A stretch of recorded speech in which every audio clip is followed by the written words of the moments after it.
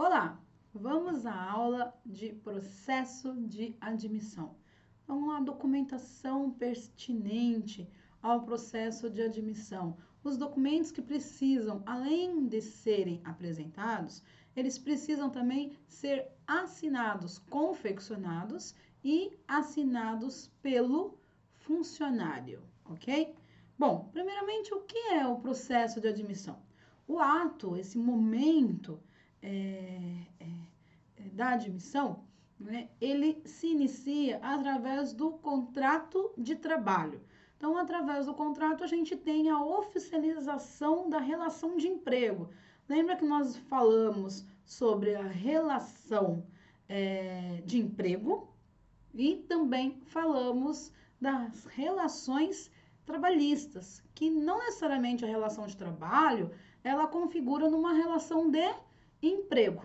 Então, no caso, a relação de emprego é aquela que nós temos as características.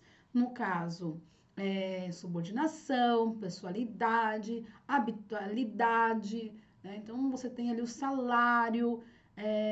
Uma vez que você tem essas características, automaticamente nasce a relação de emprego. Lembrando que nós vimos na aula anterior sobre os tipos de contrato. Contrato por tempo determinado e o contrato por tempo indeterminado. Quando nós falamos de contrato por tempo determinado, a gente tem como exemplo o contrato de experiência, o contrato, no caso, por um tempo específico, na intenção de suprir uma demanda. Nós temos também o contrato do aprendiz, é um tipo de contrato por tempo determinado. Dentre os contratos por tempo indeterminado, nós temos o da relação de emprego e também nós temos o intermitente, tá? Para que ocorra a admissão, é necessário o cumprimento de algumas regras, de algumas normas. Dentre essas normas, nós temos os documentos que precisam ser apresentados. Então, tem a carteira de trabalho, o RG, o CPF, CNH, se necessário. Lembrando que só deve ser solicitado a CNH para os cargos aonde ela se faz necessário, ou se o funcionário vai utilizar o carro da empresa.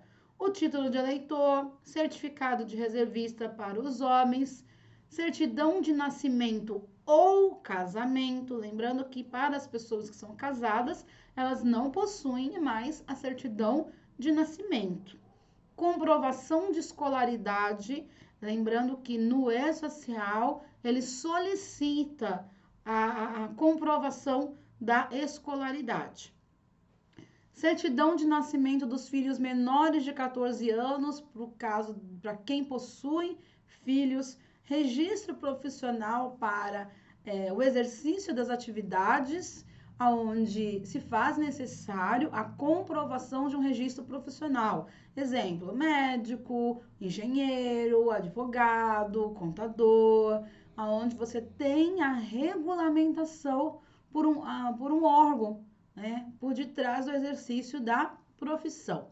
Documento de inscrição no PIS, cartão da criança, no caso, se for o caso, que reflete a vacinação das crianças, e no caso das crianças, é necessário a certidão de nascimento, o CPF, que hoje já sai juntamente com a certidão de nascimento, o cartão da criança, provando que ela está regularmente vacinada, e também comprovação de escolaridade, principalmente para os menores de 14 anos, devido ao salário família, para quem fará jus ao salário família.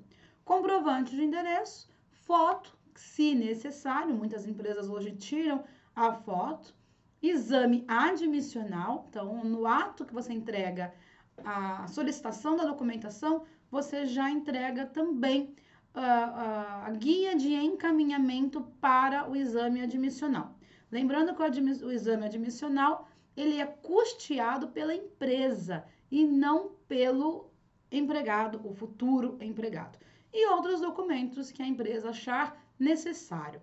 A gente aconselha nesse momento de social que a empresa confeccione um formulário, um cadastro geral, e nesse cadastro ela coloque todas as informações que são de necessidade, que precisam ser inseridas no e-social, porque muitas dessas informações elas não estão refletidas em documentos, tá? Eu vou mostrar um caso, vou mostrar um tipo de formulário, ok? Vamos a alguns documentos. Então, nós temos a carteira de trabalho, o nome se dá, CTPS, carteira de trabalho e previdência social. Lembrando que a partir do ano que vem, a gente já tem aí a utilização da carteira de trabalho eletrônica, que fará a substituição da carteira manual. Para os profissionais que já estão ingressando no e-social, os dados já estão sendo inseridos na carteira de trabalho eletrônica. Mas a partir de janeiro, a gente não tem mais a obrigatoriedade da utilização da carteira manual, e sim ela poderá ser substituída pela carteira eletrônica. No caso aqui, a gente tem o RG, no CPF, a carteira a carteira nacional de habilitação. É muito comum em alguns casos, onde o profissional apresenta somente a de habilitação e não apresenta os demais. A partir do ano que vem, falta somente a regulamentação para a substituição desses documentos, aonde a gente deixa de ter a obrigatoriedade desses documentos segmentados e a gente passa a ter o documento único através do CPF, tá? Aqui no caso a gente tem um título de eleitor, o título de eleitor não fará a integração com o CPF, então continuará havendo a necessidade do título de eleitor. E no caso a gente tem aqui um modelo de uma reservista para os homens. Principalmente os homens que estão em fase de alistamento militar, é muito comum eles apresentarem apenas o documento de alistamento, né? Não tendo ainda o certificado de reservista. O certificado ele só passa a ter após ele exercer, né? Ele cumprir com a obrigatoriedade de servir, ou no caso, quando ele é dispensado do serviço militar. Aqui nós temos a certidão de nascimento em dois momentos. Hoje a certidão de nascimento, ela tem um aspecto esse aqui, por exemplo, ela tem um aspecto de documento digitalizado, e nós temos o antigo, que era um documento onde era datilografado, tá? Para quem não conhece.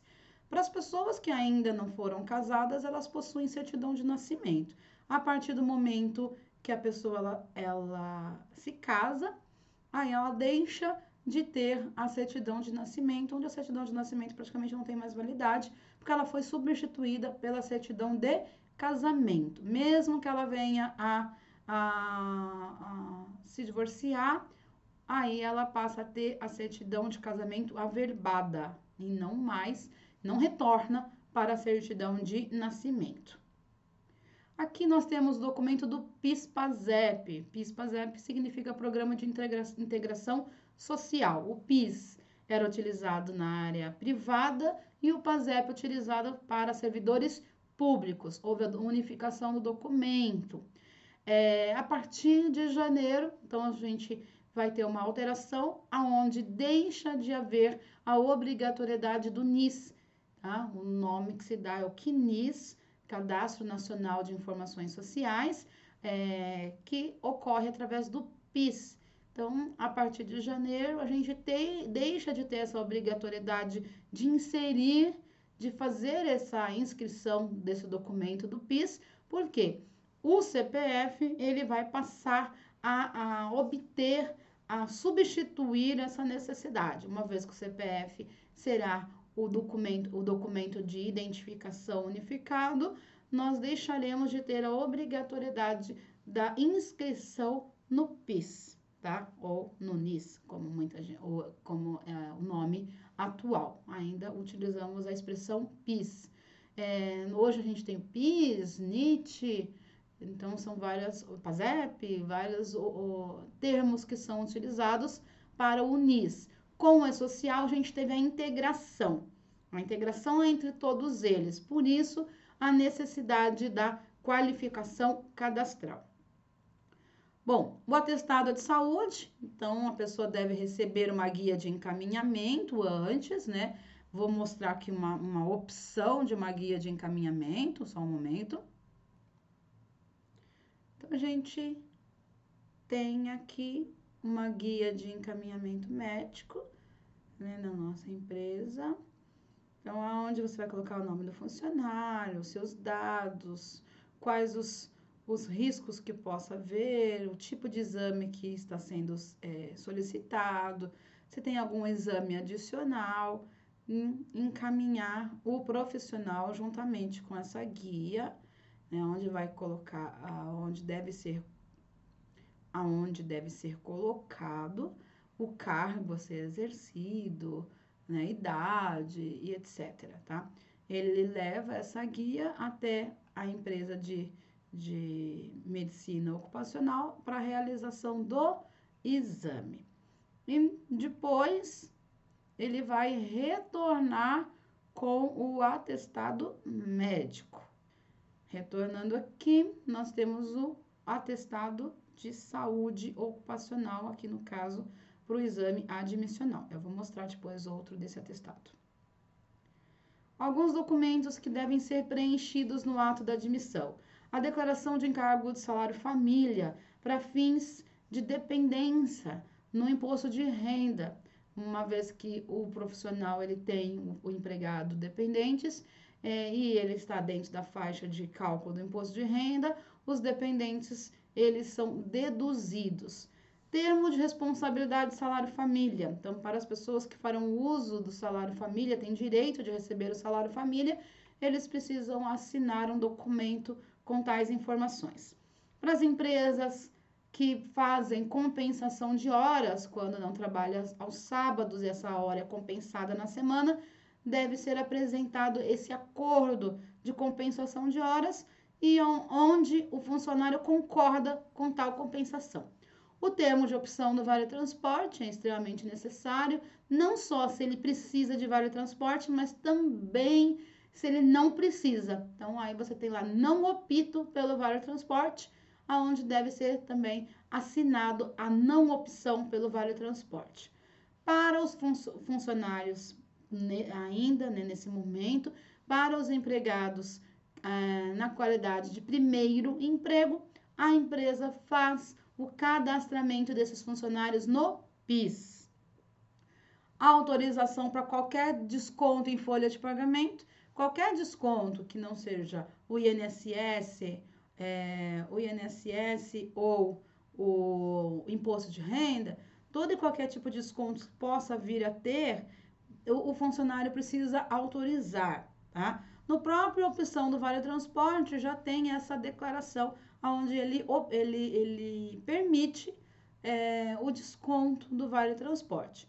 E, por fim, o contrato de experiência, onde nós vimos que o contrato pode ser por até 90 dias, 45 podendo ser prorrogado por mais 45, 30 podendo ser prorrogado por mais 30. Tá? Lembrando que tudo isso precisa estar descrito no contrato de experiência. Nós vamos ter alguns itens aqui, como por exemplo, registro da carteira de trabalho, documentos preenchidos na admissão, vou mostrar alguns deles, termo de vale transporte, requerimento do auxílio creche quando necessário, o contrato de experiência também, o registro do funcionário.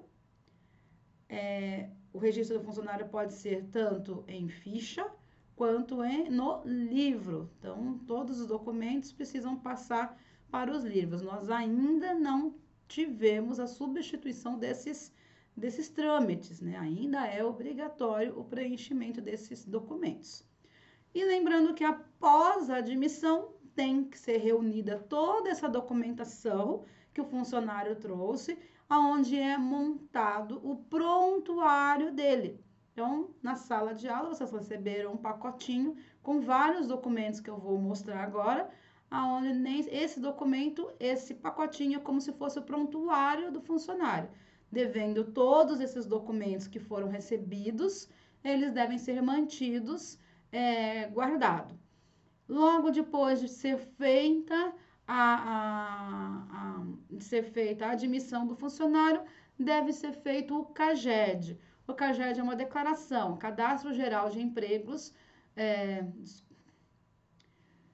O CAGED é uma declaração, que quer dizer Cadastro Geral de Empregados e Desempregados, aonde você informa que a movimentação dos empregados na empresa de um determinado mês, né? Então, você vai informar todo mundo que passou a ser empregado, mas também todo mundo que você demitiu nesse mês. É uma única declaração, é um único momento que você faz essa prestação de contas.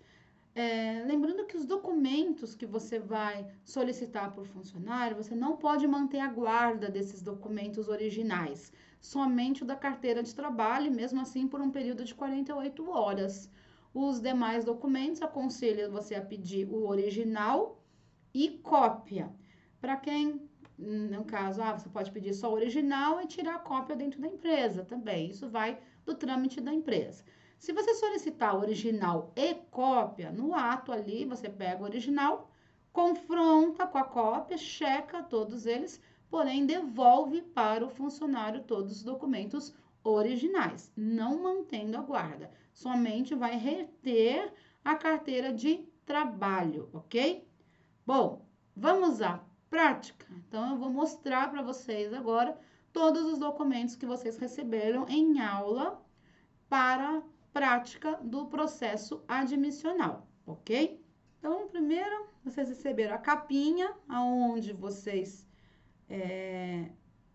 terão o cadastro do empregado, os dados do empregador e os dados do empregado, comprovantes de recebimento, documento de admissão, guia de encaminhamento médico, atestado, recibos. Então, todos esses documentos vocês receberam.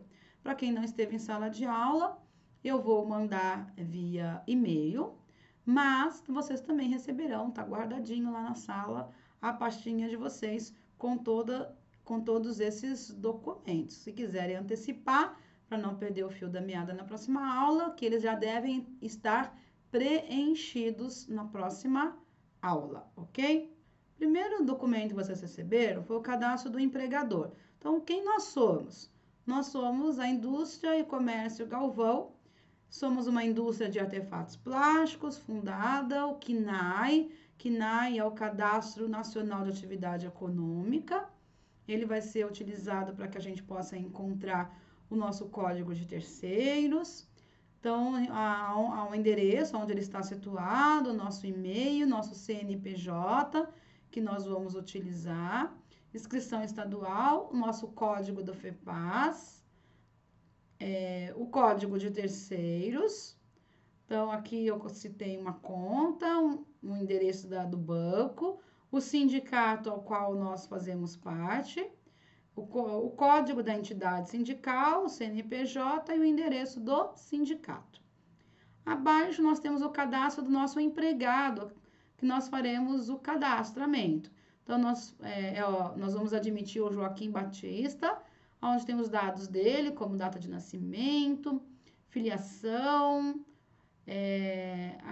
aqui o nome do cônjuge dele, o filho, ele tem um filho, residência, aqui os dados da carteira de trabalho dele, RG, título de eleitor, ele já é inscrito no PIS e carteira de reservista. Aqui nós temos os dados contratuais.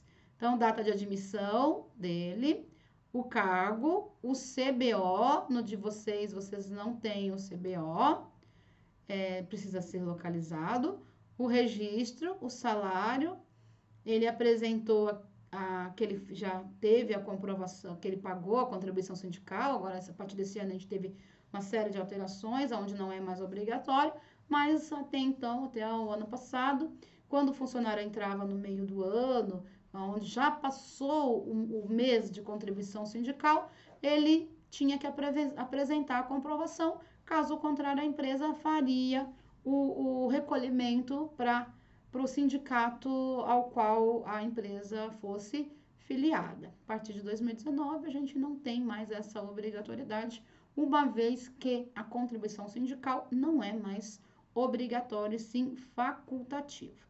Aqui o horário de trabalho dele, com intervalo, e também a utilização do Vale Transporte 2 ônibus municipais, ok? Bom, primeira coisa, então aqui nós temos vocês receberam a solicitação de documentos. Então, aqui, todos os documentos, e você ali no ato você chamou o funcionário, está sentado na sua frente, então você vai falar para ele, ó, eu quero que você traga isso, isso, isso, isso e aquilo que ele apresentou. Então, é normal, você que tem que sinalizar quais os documentos você precisa. Então, aqui tem a lista de documentos que a gente viu anteriormente já. E aqui você vai colocar qual é a data que ele tem que apresentar. Se ele vai ser admitido no dia 1/7, ele tem que apresentar essa documentação até o dia 30/6. E você vai ter que fazer a admissão dele no E-Social até o dia 30/6. O horário que ele tem que apresentar e o seu nome para quem ele vai apresentar essa documentação, ok? Aqui assina o empregador, que é você que está solicitando esses documentos, e o empregado também, que você recebeu os documentos acima e vai apresentar de volta a ele. Aqui tem um modelo de atestado que vocês receberam na admissão, já veio o atestado, aqui eu vou mudar, aproveitar que é 30/6 e não dia 31, clínico geral, aonde a gente teve, então, aqui, né, vou até colocar aqui, ó, o João Batista apresentou determinados documentos, ele apresentou esse documento, tá? Então, aqui é dia 30, tá errado aqui, 30 de junho, ok? O médico aqui faz um garranchinho e é o atestado dele que ele apresentou para vocês. Aí ele chegou no dia e trouxe a documentação para vocês. Então, você vai conferir a documentação que ele trouxe, beleza, tal. Porém, você vai reter a carteira de trabalho. No ato que você retém a carteira de trabalho, você vai fazer esse recibo, ó. Recibo de entrega da carteira de trabalho para anotações. Então, o nome do empregado, o cargo, o número da carteira dela. Então, você pode ficar num prazo de 48 horas com essa carteira e assinatura, a sua assinatura. Esse recibo é entregue ao funcionário, ao empregado, que você reteve a carteira dele. Quando você devolver a carteira para ele, aí aqui você vai colocar o nome dele, tal, e ó, recebi a devolução da minha carteira. Esse comprovante é assinado aí, no caso, pelo empregado. Então, lembrando que a primeira parte, no ato que você recebe a carteira e você assina como empregador e retém a carteira e entrega esse recibo ao empregado. E depois, quando você devolver a carteira para ele, você entrega a carteira juntamente com esse comprovante e ele assina que recebeu. Só que esse comprovante fica com você, tá? Esse não vai para ele, esse comprovante fica com você, provando que você recebeu a carteira de volta. Que você entregou, que o funcionário recebeu a carteira de volta que você entregou para ele. Bom, aqui nós vamos fazer depois, na sala, demonstrar sendo feito o contrato, né, aqui, né, o preenchido, tá? Vou fazer isso na aula ao vivo com vocês. Então, aqui nessa parte aqui do contrato, vocês vão preencher com os dados, né, do empregador, que aqui é o registro, e aqui as anotações gerais. A gente utiliza as anotações gerais para ser inserida, para que você possa inserir os dados os dados do contrato de experiência, tá? Então, a gente coloca os dados de experiência aqui, ok? Bom, esse foi uma primeira parte dos documentos que vocês receberam. Vamos à continuação.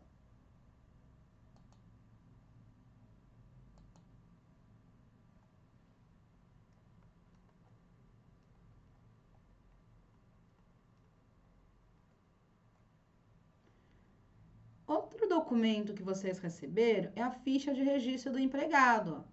Então, depois de todos os documentos recebidos, vocês precisam preencher bonitinho todos esses campos com os documentos que vocês receberam, tá?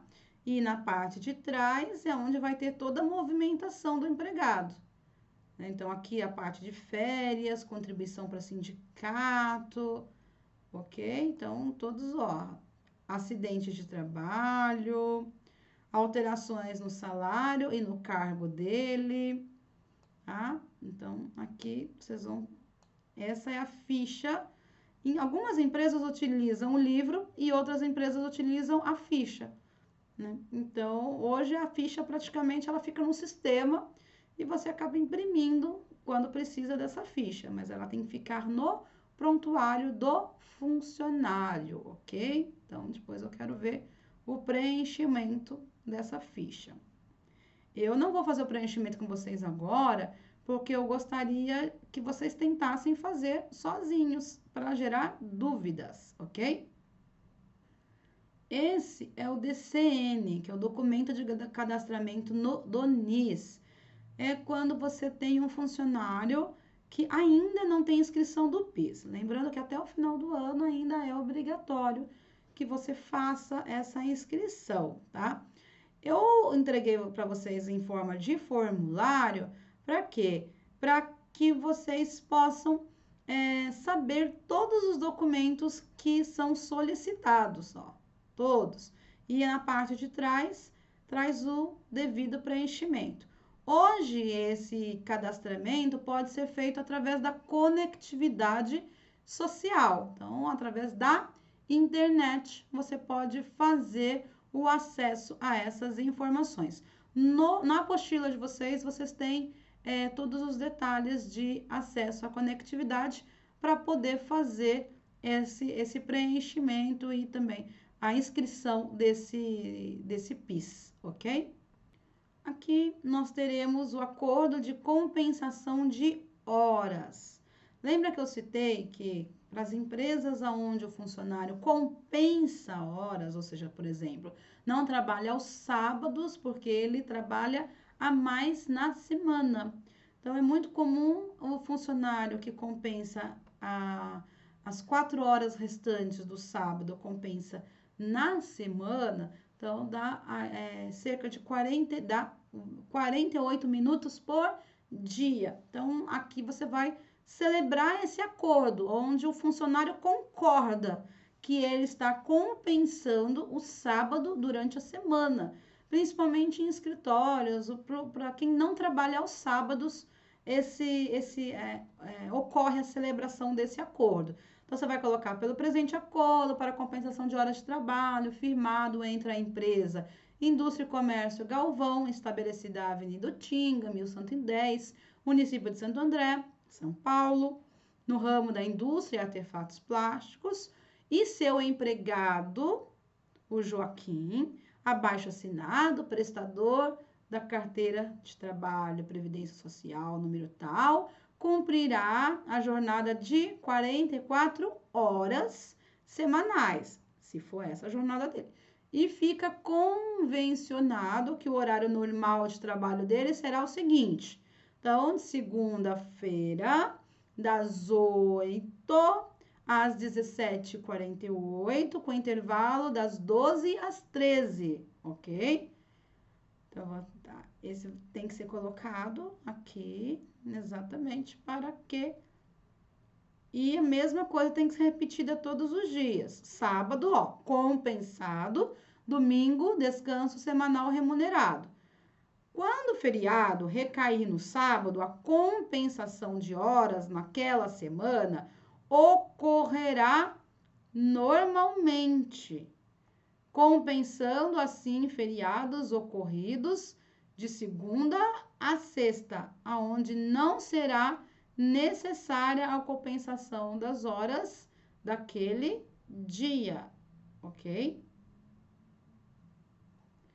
E por estar em pleno acordo, assim o presente assina, o qual vigorará até tal data. Então, o que é interessante aqui? E por estar em pleno acordo, assinam o presente em duas vias, a qual vigorará até aí a data final do contrato de experiência ou após esta data por prazo indeterminado. Por quê? Você tem ali o contrato de experiência que vai até uma determinada data, tá? Porém, a partir daquela data, o contrato é por tempo indeterminado. Então, ele diz que esse acordo prevalece até tal data, porém, ou após esta data, ou seja, dando continuidade, por prazo indeterminado. Santo André, ele assina a data que ele assinou, então, dia 30 de junho de 2019, assinatura dos dois, do empregado e do empregador. Aqui eu não vou falar a data, que é para vocês saberem quando que vai terminar o contrato de experiência, ok? Agora nós temos a declaração de encargos de família para fins do imposto de renda. Então, os dados da empresa. Esse formulário ele está de acordo com as novas instruções da Receita Federal, tá?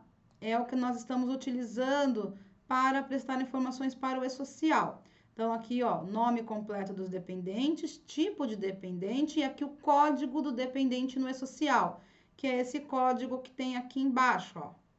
Esse aqui, de acordo com a tabela 7 do E-Social, que é os tipos de dependentes. Aqui, no caso, ele segue até, posso até colocar já, a tabela 2.5, a versão do layout que nós estamos atualmente. Data de nascimento e o CPF. Lembrando que a partir de 2019 é obrigatório o CPF de todos os dependentes, independente da sua idade, tá? Tem uma parte que é extremamente importante aqui. Assinatura do cônjuge. O que isso quer dizer? Que o cônjuge, ele é ciente, tá? Ele é ciente dos dependentes que foram declarados aqui. Por quê? Porque é muito comum o companheiro, a companheira, então você tem lá o marido, ele presta as informações do dependente dele para a empresa. Só que aí a sua companheira, ela vai lá e presta a mesma informação na empresa. Então você tem aí o abatimento de 2 dependentes em declarações em empregadores diferentes. Só que na hora de você fazer a declaração de imposto de renda, você só pode prestar essa declaração uma única vez. Então, um dependente só pode ser dependente para fins de uma declaração. Então, é muito comum, depois, caso o casal faça a declaração separado, aí o fisco ele quer esse valor de volta. Então, por isso que tem algumas pessoas que acabam tendo que pagar depois para o imposto de renda, porque lá na empresa apresentou os dependentes conjuntamente e teve eles abatidos do cálculo do imposto de renda, só que quando você vai entregar a declaração do imposto de renda para a Receita, você só pode ter o abatimento do dependente em uma declaração, seja do marido ou seja da esposa.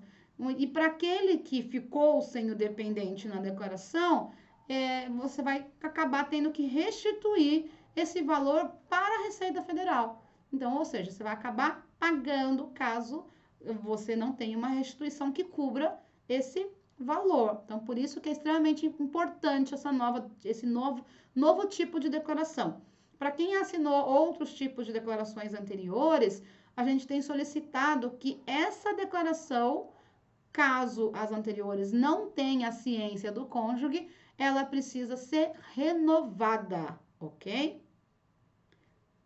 E aqui no verso vocês têm a legislação que ampara essa declaração. Nós temos agora a declaração de salário família. Lembrando que quem tem direito ao salário família são os trabalhadores, os empregados, que recebem até 1.200 e alguma coisinha.